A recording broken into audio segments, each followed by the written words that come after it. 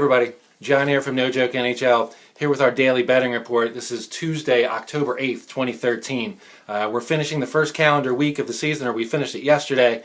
So far, it's been going pretty well, even after a dreadful opening day. Started off 0-6, minus 7.2 units, and since then turned it completely around. We're now 10-12, plus 10.2 units.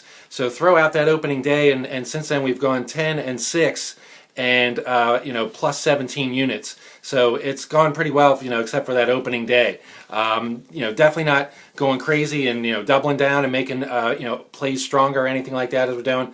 Like I said, the way I've done it for the past couple of years, basically I just now that I have 10 units of the house money, that's pretty much 10 free spins, or a 10-game losing streak that I can go on to still be even, by the way, for the season. So definitely once you start doubling and tripling down and things like that, when things get hot, that's when you could chew up that 10-unit bankroll in 2 nights. When you start doubling, playing 2 and 3 units on a play. So I definitely recommend staying flat, and that's what I've done for, like I said, for the past 2 years, and it's worked out extremely well in the regular season.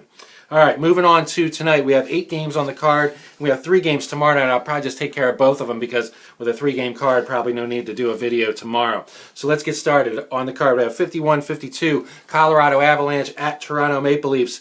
Maple Leafs a minus 140 favorite on home ice. Comeback on Colorado plus 120. If you played this on the overnight, you could have got Colorado up around plus 125, 130. Colorado, an interesting team here. 2-0, playing very well under new coach Patrick Roy. But both those games, of course, being at altitude in Colorado, and now they're going on the road to face a hot Toronto team, which surprisingly is 3-0. And so you can see why they're the favorite. Really hard for me to, like I said, a part of me really wants to back the Avalanche based on what I've seen. But for me, I have to, I have to look at it like they were playing at home. It's going to be a whole different animal, playing on the road, especially in a place like Toronto, where the crowd should be rocking with their 3-0 record, and they'll be completely behind them. So, pretty square price for me here, and so I kind of backed off. No real feel on the total, although they've bumped this one to 6 with the over at plus 110 and under 6 minus 130. If you're going to play the under 6 here, definitely drop it down and play the minus 5.5 or under 5.5. Excuse me. You could get it probably close to even money, or something like that. Taking under 6 here, it's going to take 5 goals or less for you to cash, so you might as well get the extra juice if you think so. If you think it's going to land right on the 6, or if you're going to play the over and or something like that, then like I said, you want to get off that flat number, because especially the 6 is in a really vulnerable spot. You're either going to push most times. It's very hard to get 7 goals in a hockey game. We had 9 last night in Edmonton, but like I said, it's kind of an anomaly to get 7 or more in a game. So when they put the game to 6, like I said, it's usually a layoff for me, unless I have a strong inkling to the under or going the other way. Next on the board, 53-54, Phoenix Coyotes at the New York Islanders. Islanders a minus 135 favorite, plus 115 comeback on the Coyotes. And again, I'm not sure what to expect here out of each team, but both teams have showed, pretty decent so far. Of course, the Coyotes beating the Rangers 4-1. The Islanders taking care of business against New Jersey the other night. So both these teams have been playing okay. So again, this line's pretty square. I really have no feel either way on this one either. Florida Panthers at the Philadelphia Flyers. Of course, everybody talked about the way Laviolette was let go. 3 days, 3 days into the season. Seriously, if you're going to change the coach, why do it 3 games in the season? It did oddly. The last one, Dennis Savard being replaced by Quenneville in Chicago, was a positive move. They got the Blackhawks into the playoffs. That year. So, these kind of moves can work. The Flyers, though, have looked listless. They're playing with some energy, but basically turning over some key pucks in their own zone, and they've been going into the net. Even though Mason and Emery, Emery was a little worse off. He gave up 4 to Montreal, but Mason has been relatively solid in his 2 games, only giving up 2 goals to Carolina and 3 to Toronto.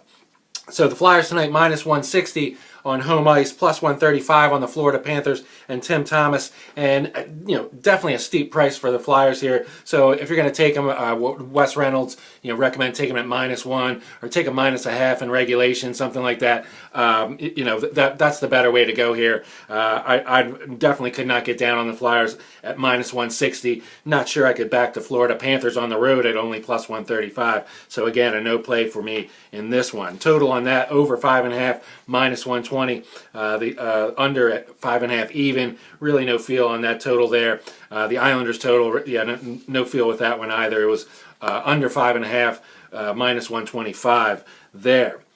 Next on the card, we have Carolina Hurricanes at the Pittsburgh Penguins, and the Penguins are a -210 favorite over the Carolina Hurricanes at plus 180. Kind of a steep price here, really, for this game. But like I said, we have the Penguins at home. They've been relatively flawless, only giving up 1 goal so far. Marc-Andre Fleury has been lights out, the Penguins really haven't been scoring as much, though. They're only scored, an average of like 3 goals a game. Usually they're pushing around 4. Carolina Hurricanes are relatively low scoring too. So this one opened up at 5.5, the total at 5.5 with the over at -120. I played a little bit on the overnight at even under 5.5, and since then a bunch of sharps on Twitter and a bunch of people have driven this to flip-flop, and now the under 5.5 is at -120. So I think all the value is gone out of that under. I mean, we are talking about the Penguins here, and we're talking about the Penguins and Hurricanes, and so certainly some pucks can go in the net. You can't expect Marc-Andre Fleury to have a GAA of less than 1 this whole season. So buyer beware at jumping in now at the -120 is all I'm saying. So like I said, I think some value was there with the way both these teams have played so far at even or -105, but at -120, definitely a non-play on the total there. Moving on, Tampa Bay Lightning at the Buffalo Sabres, and basically Tampa Bay Lightning now as the road favorite, -115, come back on the Sabres at -105. Not really sure what anybody sees here other than both these teams are pretty bad, and Tampa Bay has played a little bit better, if you will, so far. But this is definitely one I'm going to stay away from. No real feel on the total, although this is lined to the under, -125 on under 5.5. Moving on, 61-62, Minnesota Wild at the Nashville Predators. Predators a -130 favorite, comeback at +110 on the Minnesota Wild. This is lined at 5 with the over at -130. Again, if you're gonna lay, you like the over here, instead of laying the 130 on the 5, if you can get up to the 5.5 and get off that, and get the money going back in your favor, which should be about probably like plus 130. It would be about plus 130, should be about 65, 75 cents to get off that 5. And you have that going in your favor versus taking the over flat 5. And then if it doesn't go over, then you're going to be down 1.3 units, whereas the 5.5, you would only be down just the 1 unit. So, if you're playing over 5, you're certainly hoping for that 6th goal. So instead of playing for the safety of landing on that 5, just play the over 5.5. And then when you get the 6th goal, like I said, you're going to be rewarded better than if you were laying juice on the over 5. New Jersey Devils at the Vancouver Canucks, and this is a reuniting of the goaltenders as Corey Schneider going to get the start in net tonight after Brodeur blew up in Edmonton last night and gave up 4 goals in 1 period, and then lost in a shootout or overtime. So they're going with Corey Schneider, of course, the ex-Vancouver goalie. He's going to be facing his old teammate Roberto Luongo. The Canucks are a -170, plus 145, come back on the Devils. Of course, Devils on a second of a back-to-back, road back-to-back, notoriously a bad move in hockey to back teams in that situation. So this line's pretty square at -170. I do think the Canucks are going to take care of business. The under 5.5, -140. So everybody and their mom jumping on the under here. Obviously most of the value sucked out of that at -140 in this instant. But like I said, I kind of side with the Vancouver Canucks here, and probably going to do a parlay with this next game, 65-66, the Rangers at the Sharks. And I had this one circled before the season started. This is a bad travel spot for the Rangers. Actually, the Rangers are in a bad travel spot almost all month, but this is a particularly bad one. Face the LA Kings. Were successful last night, 3-1. over Mike Quick, or Jonathan Quick, excuse me, Mike Quick, the receiver for the Eagles. Jonathan Quick, of course, the goaltender for the Kings. I knew that. So they beat Jonathan Quick last night 3-1 in LA, and now they get to go to the Shark Tank, where the Sharks were 17-2-5 last season. And cover the spread a lot in this building. So they're definitely up against it as well. Minus 165 on the Sharks, plus 140 on the Rangers. Like I said, a parlay of those two, minus 165, minus 170, pays in the neighborhood of about plus 155. So that's one of the moves I made. I parlayed Sharks and Canucks together for plus 155. Total there is over 5 at minus 120. And again, if you think it's going to be an over, which I would kind of doubt, to be honest with you. I mean, I can't see the Rangers doing much on a second of a back-to-back. I don't see them doing much offensively, really, on a lot of given nights. So I would tend towards the under here, but at that price, certainly not something I'm looking to buy right now.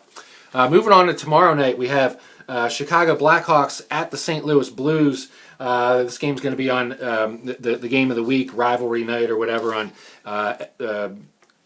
FS1 or is that no NBC Sports Network? Excuse me.